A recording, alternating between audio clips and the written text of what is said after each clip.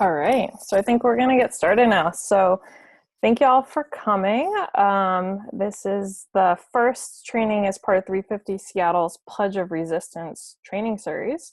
For folks in the Seattle Pacific Northwest area, 350 Seattle is a climate action group, and we have a pledge that we ask folks to consider signing to pledge to risk arrest in case fossil fuel infrastructure project proceeds or in support of climate justice struggles. So we currently have over 2,000 people who've signed the Pledge of Resistance, and we're offering a training series with all sorts of trainings, many in person in Seattle, unfortunately for folks in other areas, but you can check our website, 350seattle.org/pledge-trainings, and we'll send that link out as part of our wrap-up as well. And we have an upcoming police liaison training, nonviolent direct action training, intro to security culture, peacekeeper training, all sorts of action support role trainings, as well as getting prepared for risking arrest if that's something you choose to do. And there have been opportunities to do so. So I want to introduce myself first and then pass it on to Dante. My name is Valerie Costa. I'm with 350 Seattle. I use she, her pronouns. I'm an organizer with the group, work on the Pledge of Resistance and also on our social media, and have done a fair amount of work over the last couple of years in amplifying some of our actions, and especially some of our bigger actions that we've done in partnership with Indigenous-led organizations here. Lovely. Hey, everybody. My name is Dante.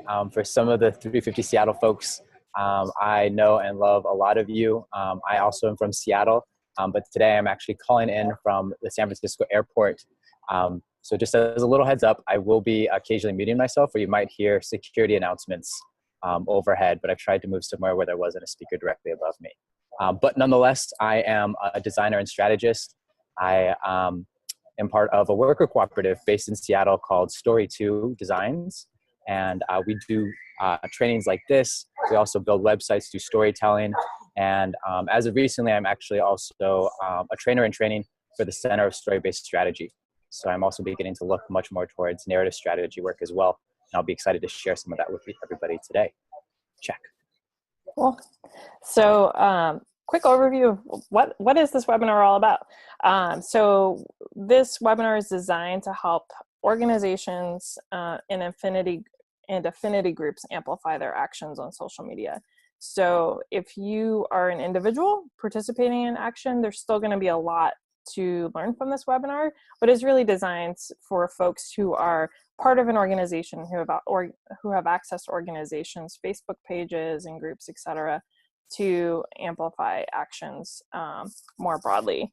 In order to make this easy to follow along, we're going to kind of follow the arc of an action that Dante and I worked on together, which was the shutdown chase action last year here in Seattle, where folks across the city shut down, I believe, 13 Chase Bank branches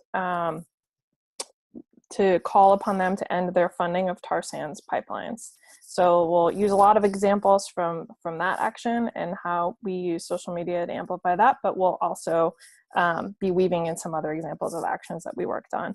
The examples tend to be a bit climate and climate action heavy, but there's still plenty of overlap for social change groups.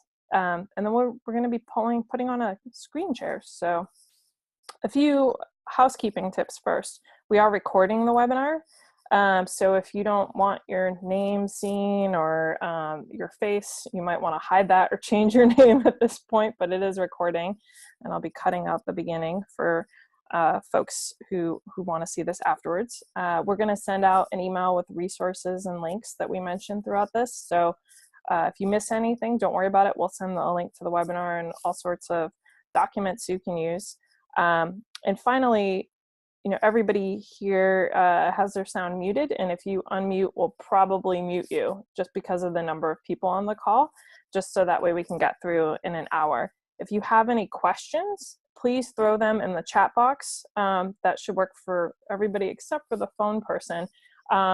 we'll have a chance at the very end for the fun person to jump in and ask your question. But the chat box, if you just scroll to the bottom of your Zoom, is named chat, and then you can just throw your questions in there, and at the Q&A section, we'll get to the questions and try to consolidate them and answer them before the hour's up. So I'm gonna pass it on to Dante to start the presentation, and hopefully the screen share will work. Woohoo, let's make this happen. One moment. Alrighty, can folks see my screen? Okay. Lovely. I'm going to keep it kind of like this just so I can move through the slides a little bit, and also just because I am keeping a script next to me as well. So just so you know, wanted to first start off actually with an overview of where we're going today. So today, of course, is a 101. We're not going to get into the super deep nitty gritty of really fine tuning and crafting narrative or the sequencing or logistics of your action, but we really wanted to provide a general overview.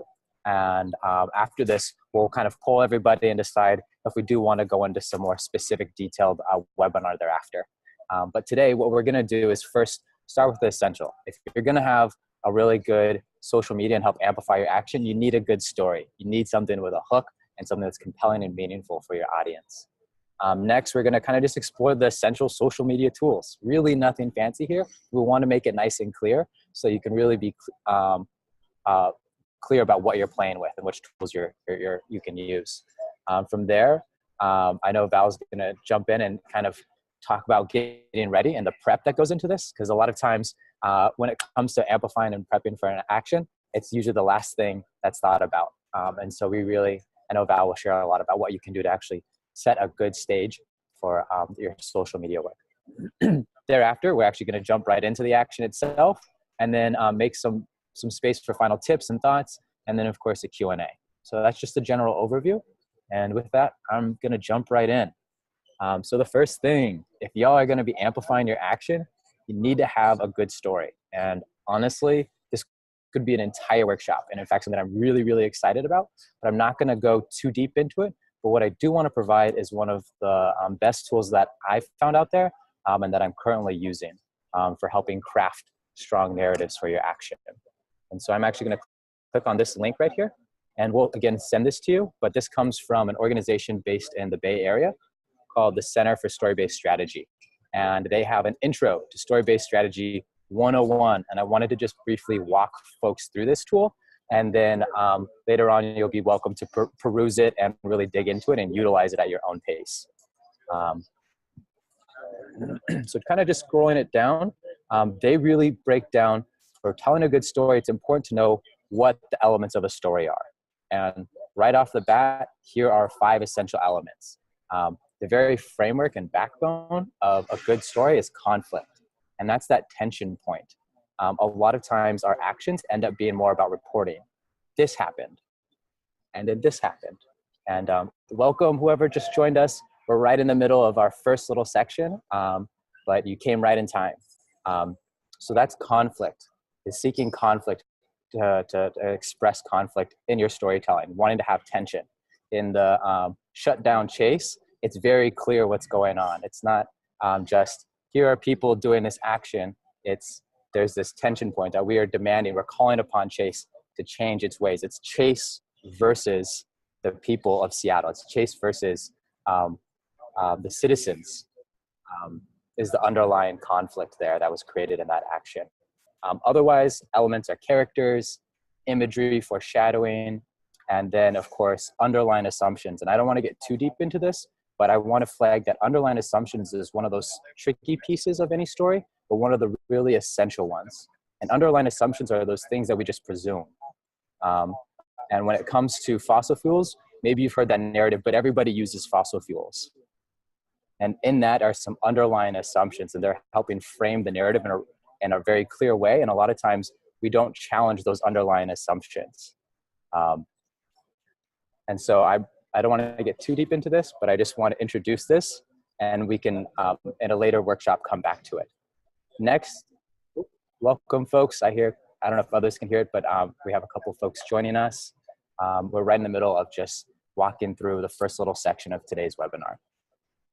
The next piece is actually really getting clear about what success looks like. And so this is a really wonderful tool where you just identify what is the actual goal of our social media. Why are we actually doing social media? Sometimes it's just a presumption that we do it.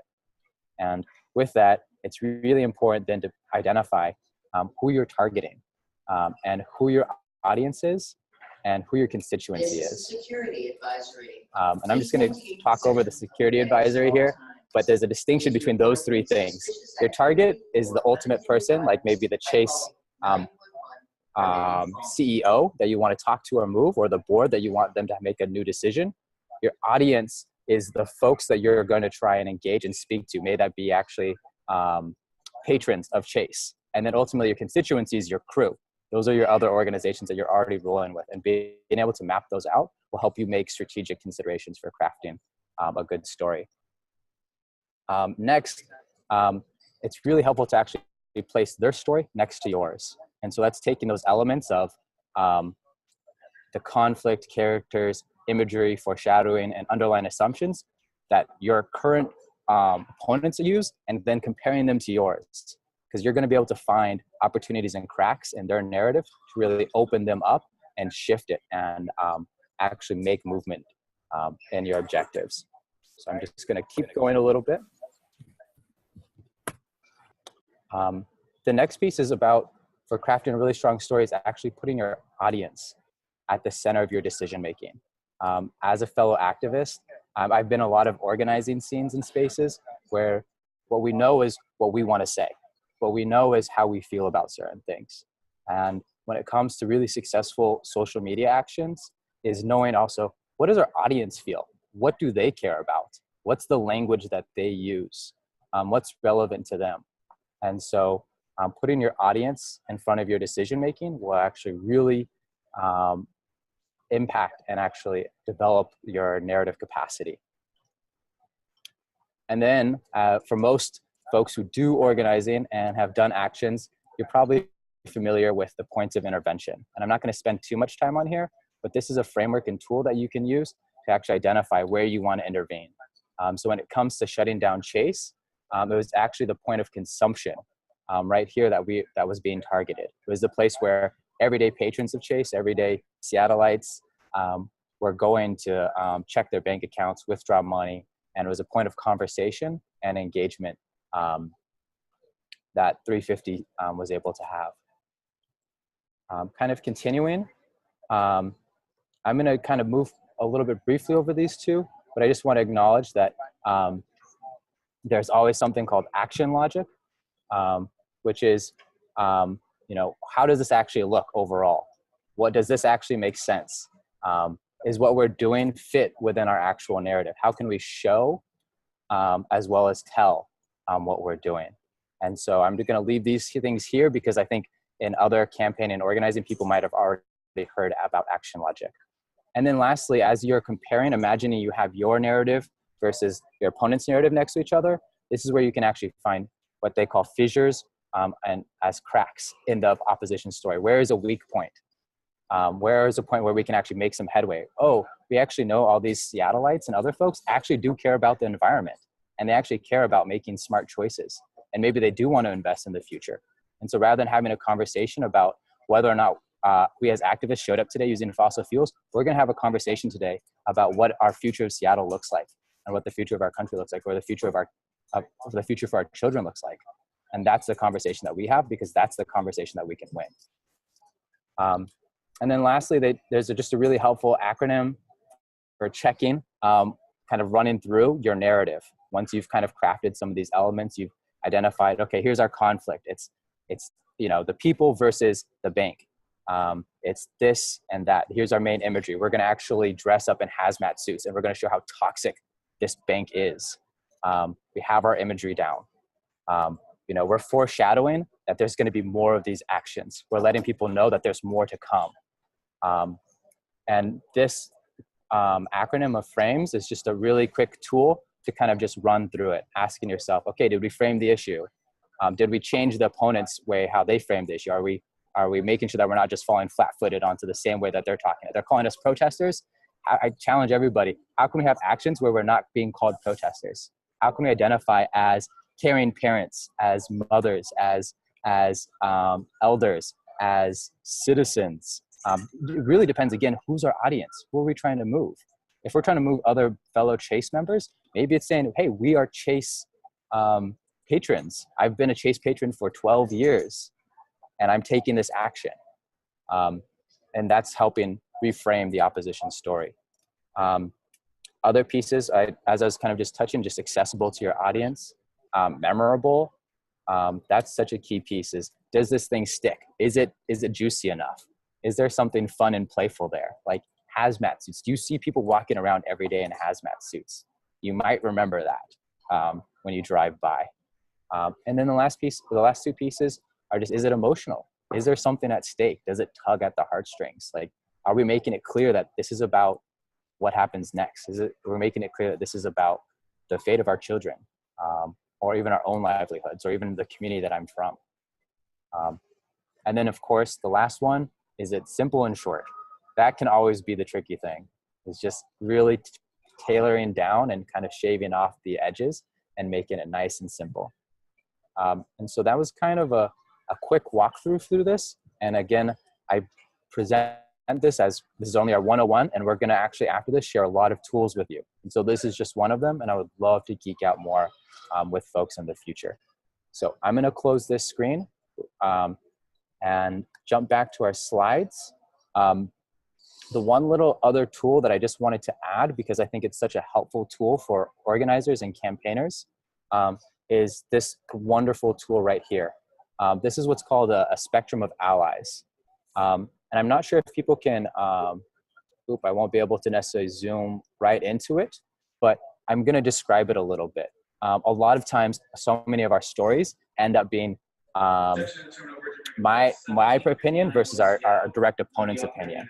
And sometimes that's not actually the most strategic narrative frame to be in. Sometimes you can see here that on one side you have your leading activists, people who are with us, and then across that we have our leading opponents. Along the lines you have active opponents, passive opponents, people who are right in the middle and have no idea what your issue is, and then you have passive allies, people who care about things but maybe aren't doing much. And so if you can identify which segment in our action are we really trying to move, and which one is actually going to have the big leveraging point, you might actually be able to see big gains without having to convince your biggest opponent that they have to change. Again, we'll share this tool with you, but it's a great reference point. And I'm seeing some messages in the chat, but I'm going to let those be for a moment. But what I want to say is this tool was used super effectively when we think about marriage equality. With marriage equality, they didn't change the minds of the Westboro Baptist Church. They didn't change the mind of their biggest opponents. Really who they worked with was people right in the middle. Some of those may be the oblivious neutrals, getting them to be outward and supportive. May it be those passive opponents, getting to actually become a bit more neutral, and then actually moving those passive allies to actually act. And so working on that middle base, they were actually able to drive a lot more change than trying to work with their biggest opponents. And so I just offer this tool again to help you think more about who's our actual audience. Who are we actually trying to move and sway and touch meaningfully with our stories. So that was my brief little overview about stories. I just wanted to kind of reiterate just some key takeaways. The first one is just audience, audience, audience. So many times we craft stories that make sense to us, but we already believe what we believe. We really need to begin to connect more with our communities, with our neighbors, with our bosses, with car drivers, with other folks. And I challenge everybody to think about messaging that might actually resonate with those people. And it may not necessarily be making them believe that today that they're going to take direct action with you, but it might actually move them from being an oblivious neutral to actually being like, okay, I believe you're right on this. And if we can do that, we can make big moves.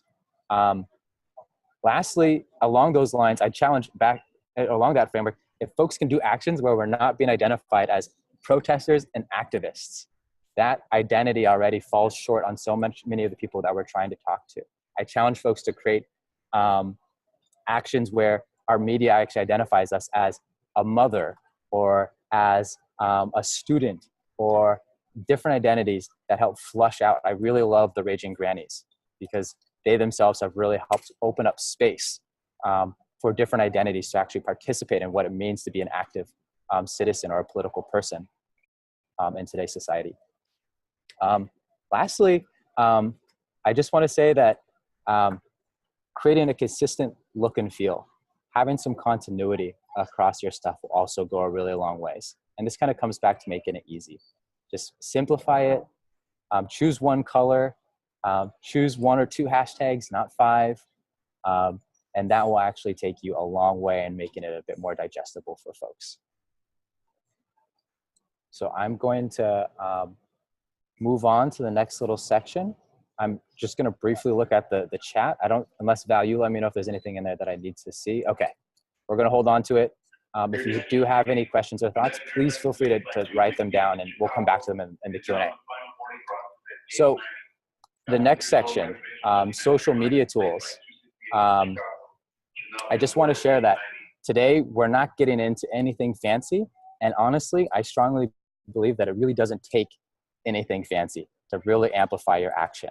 I think what it really takes is being aware of the different tools that you can use, just what's already provided. So I want to kind of first just open up with just some key points, and then I actually want to begin to dissect some of the recent actions and other things that have happened in the Seattle area in this last little bit.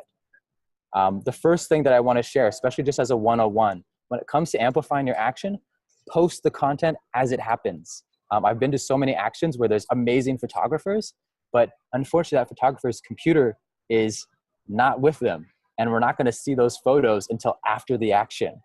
And I really want to challenge that. Our content needs to be posted as it's happening, like instantly, or at least 5 minutes, or at least 20 minutes as it happens. So I really promote the instantaneousness of this. And I know Val will talk about how to actually do that, how to be on site, get it to your Facebook page and all that kind of stuff. The next one is, and Val, of course, will talk about this, but have a game plan. Like, think about it. Take the opportunity to think about this as we have a story arc here. People begin the action. What happens at the beginning of an action? If you're doing a high risk action, there could be a lot of tension. There could be a lot of engagement. As you're hanging out, now that you've deployed your action, there's space to do interviews, to have conversations, to ask people why they're there. And then as things begin to, as people are being pulled away or the action closes, there's also another high energy point. And so just think about those different points and think about, okay, what kind of shots do we want to have? I always like to invite people, make your big compel for donations near the end of your action, especially if people are getting arrested. That is such a powerful point to actually begin to ask for donations. If you start asking for donations at the beginning of your action, good luck. That might actually be a good time to ask people to share widely. So think about it. Think of it as a narrative arc itself. The next two I just want to say is invite folks who are at the action to post stuff, to take pictures, encourage everybody to be an active participant. These days, everybody has a phone. And if you empower them with a simple slip of paper that has, here's our hashtag, here's how we want to take pictures, and here's a question that we want people to ask and answer, you already are beginning to double and duplicate and increase the amount of reach that you all have. Because it can be a lot of work if there's just one of you. And then along those lines, some of you, like me, don't have a lot of social media followers. And so I encourage you all to actually invite and pick out some big names that you think, hey, maybe we can get Bill McKibben, or hey, maybe we can get, so-and-so to actually tweet our thing or share our Facebook post. Bonus points if you give them a heads up, if you ask beforehand and say, hey, we're doing this big action and we would love to see if you could help share this thing. People actually appreciate that, being given a little heads up. All right, my last little ones here. On your actual social media page, curate the content a little bit. I know I encouraged you to invite everybody else to gather lots of content and stuff, but really treat your action page as a little bit more sacred. Like, you want to do a little bit more curation. You want to kind of choose which ones get used, especially when you're at an action. A lot of times the first photo that gets posted gets used and picked up by media.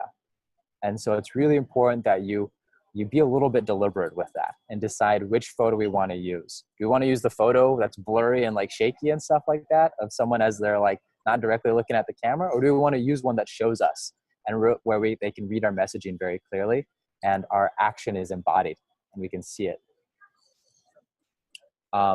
Next, and we're going to really explore this in the next couple pages, but a solid action post has a photo and a graphic, graphic, a quote or headline, a hashtag, and a call to action. And a lot of times we just like to report and say this happens, but I really invite people to actually think about what is it that we want people to do when they see this? Do we want them, you know, what's the what we call emotional response? Do you want people on Facebook to say, wow? Do you want people on Facebook to be angry? What do we want them to do? Do we want them to share widely? And I invite you that if you know that, okay, we want people to share this widely, invite them to. Because just posting it isn't implicit enough. Letting them know and inviting them that, hey, everybody, we need help sharing this is actually a great invitation for other folks who aren't directly at that action to begin to help support and participate. So that's what a call to action would be. Lastly, these days, everybody is live streaming. So I know Val will talk about that today. And I apologize for this voiceover. And then bonus points. This is more advanced, but bonus points for folks who can create videos, create GIFs, and use emojis. These are kind of like young people stuff, but they totally have higher engagement rates. A video has so much more engagement than just a block of text, and more engagement even than just a photo. Same thing with GIFs and also emojis. Being able to place 1 or 2 emojis in one of your posts will actually have a bit more engagement and traction than things without them. So those are just like a pretty big download of just considerations when you're thinking about social media tools. And now I want to actually look at a few and just kind of dissect them briefly and just share some thoughts. So this first one, and I'm actually going to go into I'm going to try and actually go into presentation mode so we can actually see this, because I realize this is a bit small here.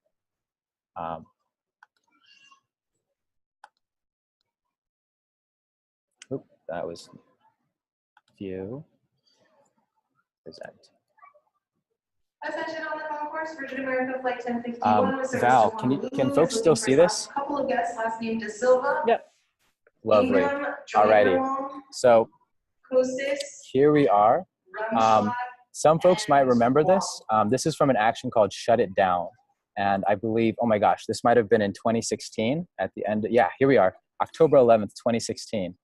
And this is a Facebook post that was made by someone named Afrin, who's a lovely person.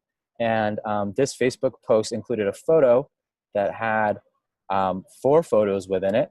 So we'll call this like a meme, and some language here. And so I just took a moment to highlight different elements. So you can see that, of course, if we were to do what makes a good action, this one has a lovely photo, and in fact, a number of photos. But I specifically highlighted this one because this one actually embodies what was happening in the action. Some of the other ones aren't as clear. Like if you look at the element that has the chains and the flower, it's a beautiful photo, but it's not really expressing or telling a story about what's going on. The image of Emily and Annette cutting the chains that are connected to this pipeline are much more explicit about what's going on, and there's clearly tension and conflict there. Next, I wanted to just actually jump down, and you can see that, boom, they've got their hashtags, the Shut It Down, No Doppel, and for folks who don't know, hashtags are used to help access and identify content that's been posted online. And so when you use a specific hashtag like Shut It Down, it allows other people to track and find that content that you shared online, may that be on Twitter, Facebook, or other channels.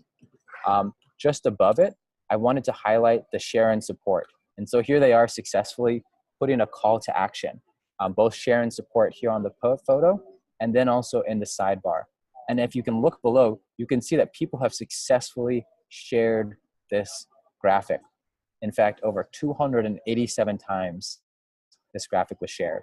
And I know also from this action that a fair amount of money was also raised to help support folks who risked arrest and put their own safety at risk here. So just kind of noting those. And I love how easy it is. It says, please donate now, and then they have the link right there. That kind of call to action actually allows people to participate in those ways. If they don't know that they can do it, they won't sometimes. And so making that very clear is so helpful. Lastly, I will note on the description here, you can see how earlier I talked about a good social media game has a story.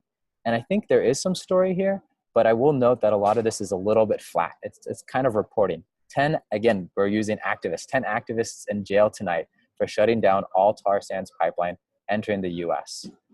It's really audacious and it's great, but it does read a little bit more like a news headline. And I think there's actually possibility of creating some more tension here, or like 10 activists in jail tonight for shutting down all tar sands pipelines entering the US. Okay, I won't get into it too much, but I think there's some opportunity here of what we're actually fighting for or what we're opposing, to be more explicit. And looking at this, I just to add, Dante, please. I mean, it's kind of fun to like deconstruct an old post. I would have tagged the people in it, which is another way you can help get some additional traction for posts like this. So you can tag the folks in it, tag the support people if you felt that was appropriate. Absolutely. Thanks so much, Val, for jumping in. And exactly, I had a lot of fun looking at these. The next few, I'm not going to go too deep in detail, but just kind of wanted to give a little moment to appreciate them. And in fact, here is our Val doing a little Twitter post here. And kind of similarly, like, I love this last little bit here. I'll let people read this, but at the very end, Val wrote, "Every time you squash us, we come back stronger." And that has, I think, a good emotional tone towards it, and helps frame this moment in a really in a strong narrative way, that we're resilient, that there's going to be more of this, and that's kind of the foreshadowing of what comes next. And you can see that this actually got a lot of play with over 45 retweets on this one post. And I think it's worth mentioning on this one that, like, I actually don't use Twitter very often. I don't have many Twitter followers. I don't remember the number offhand. But this like gets to what Dante was saying about really getting your content out quick. I think I was one of the first people to tweet that this had happened. And because I was one of the first people to do that, it got a lot of retweets. So Sweet. No, thank you so much, Val, for jumping in and sharing that context. And the same thing with having this hashtag. Val did a really good job of putting this hashtag, because now everybody else who's following this issue and using this one hashtag, no LNG253, this content will show up in their feed, which is really important to helping get our message out there. I'm going to jump to one more. And this is actually an Instagram post one. And I'm curious, Val, if you have any thoughts about how this went, or I actually really like this one just because of the narrative elements of this. And it's super simple, 100 banks, one day. Like, I don't know exactly what that means, but that alone is foreshadowing and has some tension points there, like what's happening to these 100 banks in one day. And then, of course, the surrounding information does give more context, but even just that simple, like punchy four words or section helps set the stage for a lot of narrative opportunities. Go for it, Val. Yeah, I don't have too much to say about Instagram other than, like, in 350 Seattle, we've just really begun less than a year building out our Instagram account. And Renee, who's on this webinar, is actually managing that for us. So I picked these two out because I think they're good examples of, the 100 banks one day is a meme we're trying to get out there. It has the hashtags.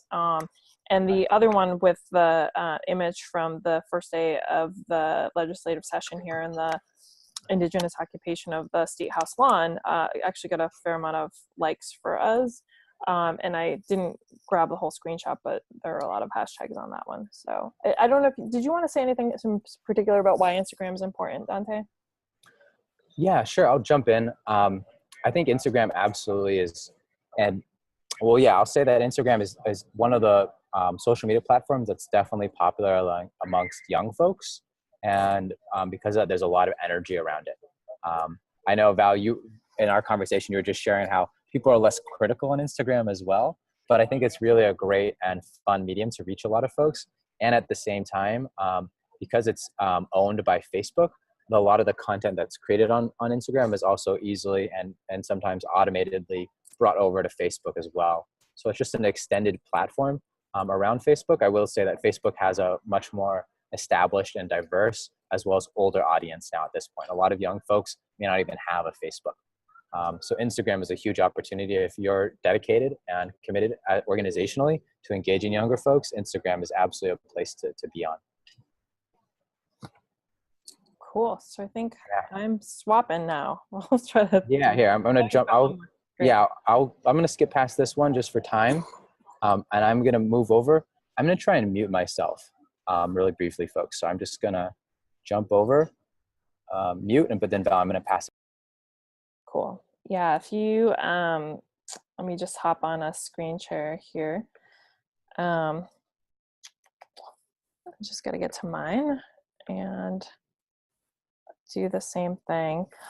So let me get to where we need to go, and we'll start back up on getting ready for your action and then what to do. Come on. See how often I use this. All right, cool. So how to get ready for your action, pre-action. So disclaimer, I've been working on social media for actions, in particular focusing on Facebook for probably about 2 years now. So I've learned quite a bit since I started. And just a reminder that this section and the next one are really in the context of amplifying your action through organizations pages and in the context of an organization or affinity group. So first thing is you need to assemble your team. So you know you're going to be doing an action, whether it's publicly announced ahead of time or it's sort of a quiet thing that you're going to deploy a direct action. You have 2 critical roles if you really want to amplify it on social media. One is your photographer, and a phone camera is great, and always remember a backup battery. So I want to really emphasize this. Taking photos, and especially live stream, really drains the battery. If it's cold outside, that really drains the battery. And we've had even reason to believe at some actions that there might be some like state interference draining batteries. So I have like a big like battery pack I keep with me, so that way my phone doesn't die during actions. So identify your photographer ahead of time, and that person can just be posting directly onto your Facebook page or on Twitter. They also can be sending it to a centralized coordinator, and I'll talk about that more later. Livestreamer. So live streaming onto Facebook is really a great way to start to instantly get some traction for your actions. When you go live on a Facebook page, so 350 Seattle, for example, has 5,500 followers on our Facebook page. When we go live as 350 Seattle, it briefly notifies all of our followers that we've gone live. Posting a photo or posting any other content does not do that. It doesn't guarantee that it's going to even show up in somebody's news stream. So going live is a really great way to kick off your action if it's appropriate for your action. So find a live streamer. You want your live streamer to be somebody who has a phone camera that has good data connection and lots of data. So if somebody's on like a very low data plan and they're going to be live streaming for a while, that might be a problem. And it's always good ahead of time to test the data connection in the location of your action, especially if you're kind of outside of city limits. Coordinator. So for bigger actions, the kind of actions that I've worked on within 350 Seattle, we often have a person coordinating social media. Usually this is somebody who's off-site, who's able to be working on their laptop and has fast internet, has warm hands, and who can be monitoring all the social media channels during the action. So when I'm coordinating social media for an action and I'm really paying attention to Facebook in particular, I'll have multiple tabs up, monitoring multiple pages sometimes. So there have been times that like I want to know I want to see what other people are posting about the action, and so I'll have their pages up just in case I want to share their content or comment on their content. I've also, as coordinator, received incoming media. So in the case of Shutdown Chase, we had people at 13 banks across Seattle doing actions, and there were social media people taking photos at each of those, and so they sent them to me so I could curate that content and work with Dante to pick the best content essentially and put it up on our main page. And those folks also put out that content on their own personal pages. The coordinator also can amplify your action, and I'll get into some of those amplification strategies later. So you know you've got an action coming up. The first thing that I do is work out a plan, and I'm going to share a plan that I put together. It's a little bit modified for the Shutdown Chase day of action, and I use a variation on this plan for Facebook for all actions that I work on from here on out. And I'll be sharing that with you so you can see all the details on it, and you can copy it and update it for your own organizations and actions. So if it's a public action and you're not hiding it before you deploy, one thing that you can do is create a Facebook cover photo promoting the event.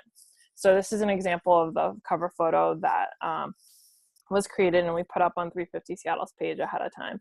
If you've got partners that you're working with, you can also share this and have partner organizations put up this photo. I've never done it. I've seen groups also create profile frames to promote days of action and things like that. That's the thing where people can change their profile picture or overlay like a frame promoting a particular cause. So you can put that out ahead of time. I'm going to say actually a little bit more about the plan before I move on. I didn't have very good images for the plan. So what I do is in the lead up to the action, really look at ways to promote the action if it's public. So say you've got a week or two and the action's coming up and you're trying to recruit people to participate in the action. You probably have a Facebook event page for that action. The first thing I do when I put up an event page is invite everybody I know from my community here to join the event. Also ask the event planning team and partner organizations, everybody I can think of, to invite their friends and the people that they know to go to that Facebook event, to build a buzz on that event in the lead up to the event. In the event page, one of the other great things about an event is once somebody says that they're going to a Facebook event, if you as the event host post an update about the event in it, then it also notifies people that that you posted. So it's like a way of getting content out further and in front of people in a way that you can't do on your main page. So we'll do that in the lead up to the event. You can also post in past event pages. So in the case of Shutdown Chase, we held multiple nonviolent direct action trainings, mass action meetings in the lead up to Shutdown Chase. And once those events were over, or even in the lead up to the events, you can then go back to those pages. And for 2 weeks, if you post in the event, people will be notified that you posted in the event. So it's also a great way to build buzz, to post in past events that this is coming up, that your big event is coming up. Some other things that you can do. You definitely want to get clear on your hashtags, as Dante said.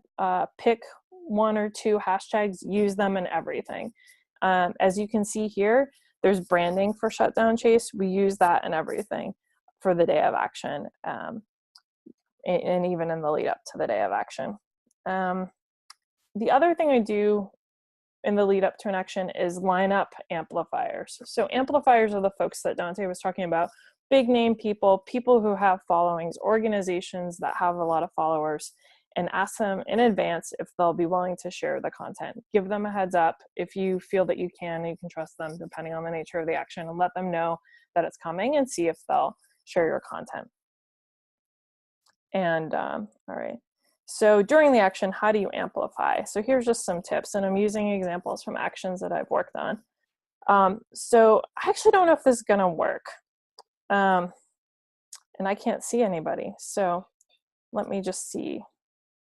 So this is our interruption from, let me just get out of full screen for a second because I have a feeling this isn't going to work. Oh, my cat is also hanging out behind me. Isn't that super cool? So I'm going to throw it in the chat box for folks to follow along because I don't trust the technology. But on the opening day of the state legislature here in Washington State, and everybody who's from 350 Seattle will be pretty aware of this, we did an action where we disrupted the opening ceremonies of the state legislature with a simple chant asking them to take action on the climate crisis. And we had a couple folks in. We had one person in live streaming. I'm just trying to find the chat box. Sorry, guys. Let me just, technology here. Dante, are you able to throw the link in the chat box, actually, since I'm seeming to have troubles? Yep, I'll jump on that. Okay. Cool. So I'm gonna, so I wanted to share this live stream. I'm just gonna play it, and I don't, maybe if Dante, you can tell me if you hear it. You hear that? Yep, we can hear it. You can hear that? Okay, I'll just continue playing it. So this, we had somebody lined up ready to go live on 350 Seattle's page as soon as this happened. So this was the live stream from Climate Countdown Day 1.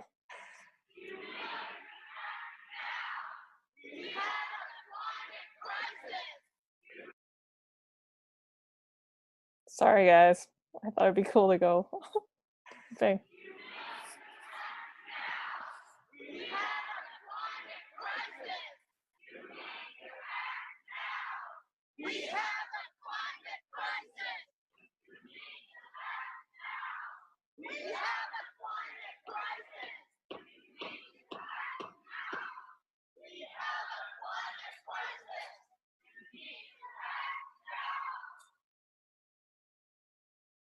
So yeah, that was it.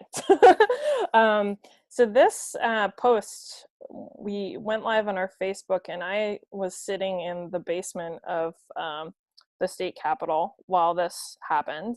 And once it went live, I immediately started sharing this live stream on every page that Facebook page that I had access to, in every Facebook group that I was a member of. I notified all of the amplifiers that we had lined up in advance, including 350.org staff. I know there's 350 folks on here, letting them know. And it really went viral for us. So this video in particular got 35,000 views. And let me just see how many shares, just to give you a sense of the numbers. And 767 shares, which is just a lot for us. We rarely really have that many likes and shares. And people posted all sorts of comments, and it was clear that this video had gone all over the country, if not beyond our borders. So that was just really cool. All right, I'm just gonna try to go back here. Sorry, technicals. So here's another example of a live stream.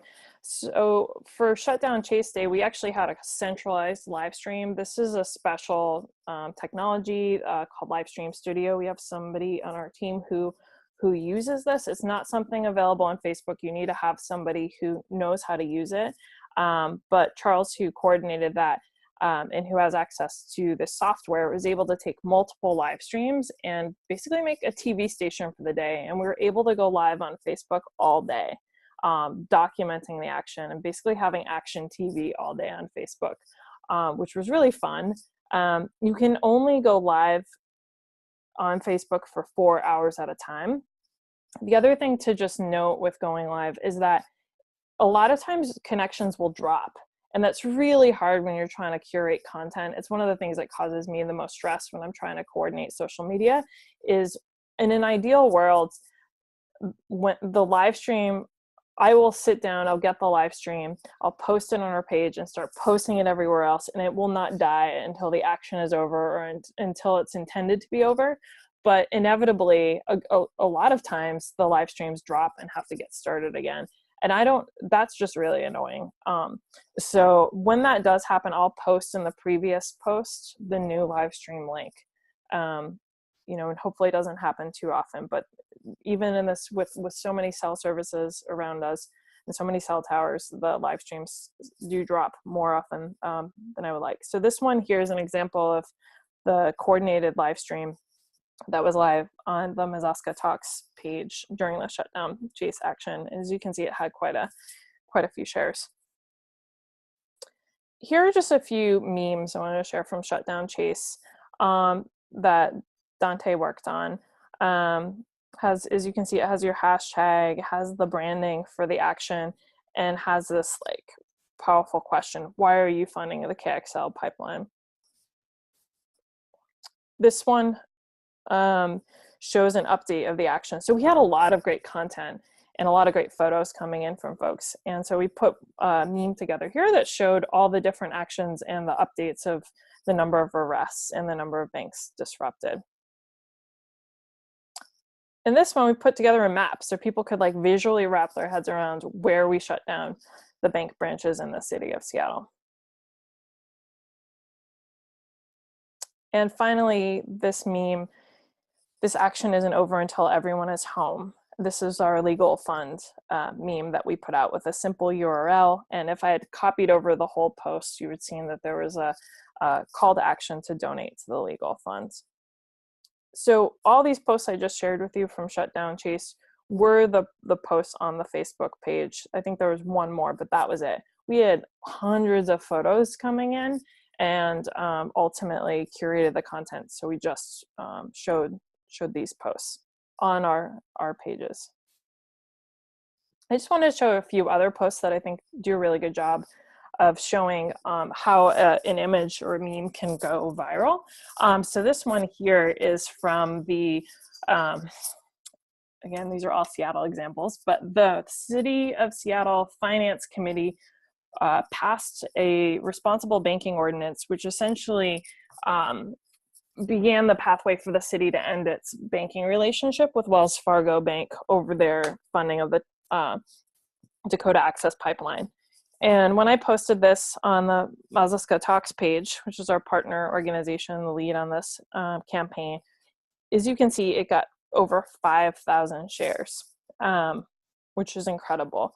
The main reason I would say that this happened is that, one, there was this huge buzz about the action, but also Sean King had driven people to the Facebook event for this page, and Sean King is nationally known, and also started the Start with Seattle hashtag.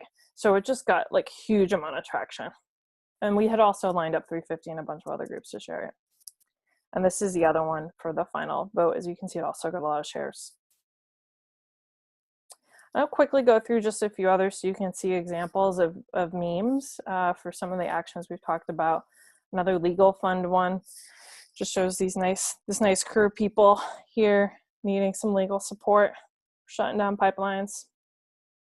And this wrap-up meme for an action, day of action, regional day of action we did, targeting our utility, Puget Sound Energy here. And this map also shows sort of the size of the action. And I threw this photo in of ULOC, a couple people ULOC to the bank, because I just think it's really nicely composed. I wanted to share that. So we're going to start wrapping up because it's at the hour. Some final tips, and I'm going to end the live, let me see the screen share here.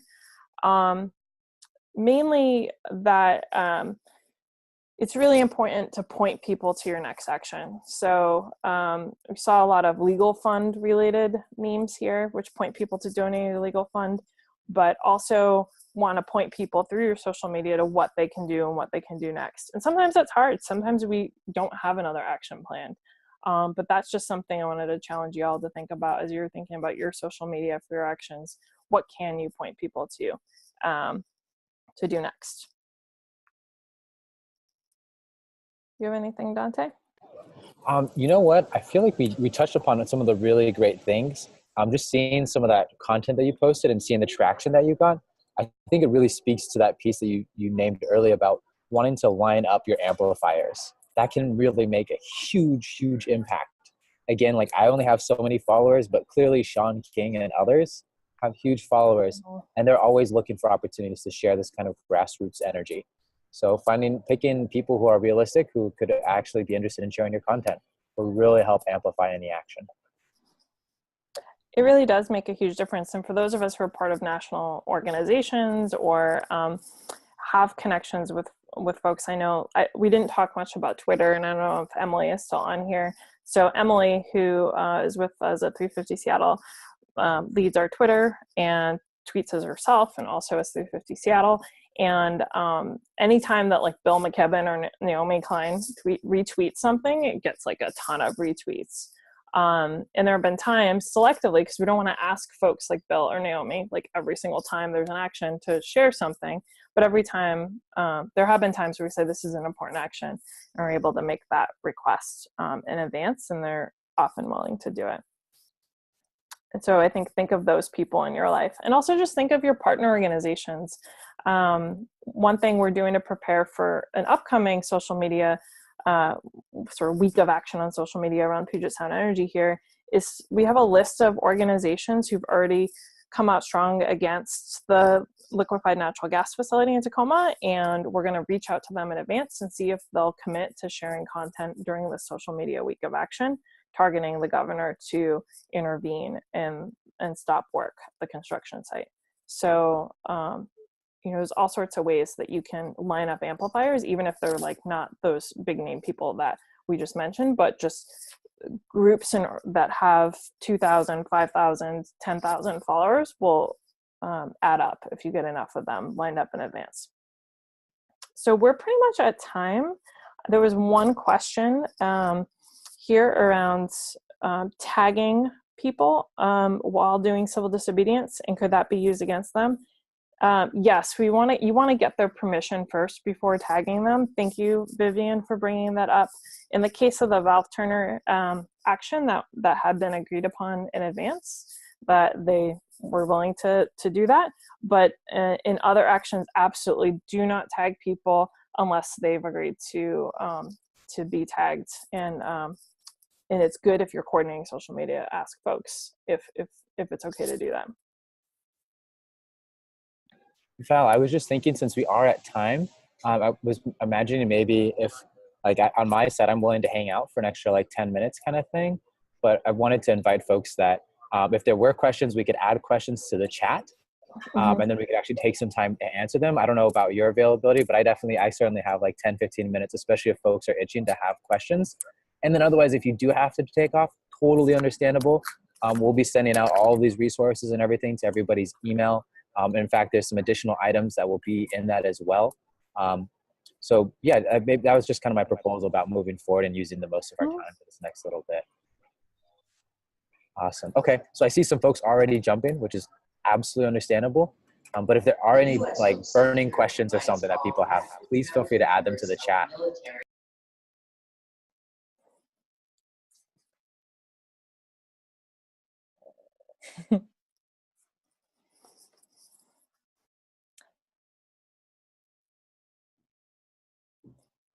Thanks for the comments, and also happy to do some one-on-one. If you have questions or a very specific scenario you want to share and don't want to do in this public way, I'm happy and I'll make a note of this in the wrap-up email to just like hop on the phone or email with you about it. I'm reading one here from, I believe it's Les. It says, Dante, can you spend a few minutes just to discuss generally getting our non-involved friends on Facebook engage with these topics as opposed to seeing us as lunatics? Really great question.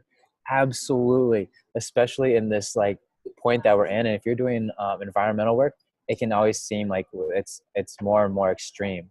I want to just like, the first thing that I want to do in that consideration is put on our empathy hat and ask, who are our friends? I'll just go on a little thought that like, okay, if my friends, they have kids, they're parents, they are young adults. And so one narrative lens could actually be, okay, with parents, the notion of having children on a dying planet is a very real experience. and the thought of what's going to happen to my children growing up might actually be a really good inroad and conversation point for us. If you're talking about young folks, there might be a really good inroad about the world that we're inheriting. What did all these baby boomers leave behind for us? Where is the world at? I strongly believe that everybody in my generation and younger knows that our current culture is unhealthy and unsustainable. And so opening up that space to have conversations about it, I think are very possible. Those are people who might be a little bit more understanding. There might be folks who are a little bit more on the far side, who really actually have some staunch opinions and judgments about your actions. That, on the other hand, I would strongly refer to the Spectrum of Allies tool that we'll be sending out. It has some great language and suggestions about how to move people along from maybe someone who's a passive opponent to actually being a little bit more neutral. So I'll leave that as a possible lead as a resource. Great question. It really, again, just to kind of close that, it comes back to putting on our empathy hats and trying to imagine where those people are at in their lives and finding a conversation or narrative thread that might actually relate to them or that they may have some stake in, is one way to look at it from a narrative standpoint.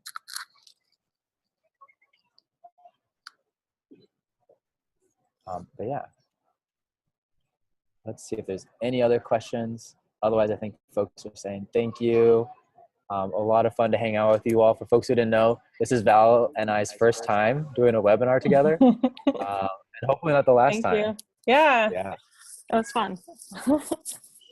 Thanks a lot. And thanks for all your good work and good action, everybody. I know you're on this for a reason. Yeah, absolutely. Cool. Well, everybody, oh, nice, yes. Everybody, have a great rest of your evening or morning, depending where you are in the world. It was really lovely spending time with you all, and we'll follow up. Thanks, bye. Alrighty.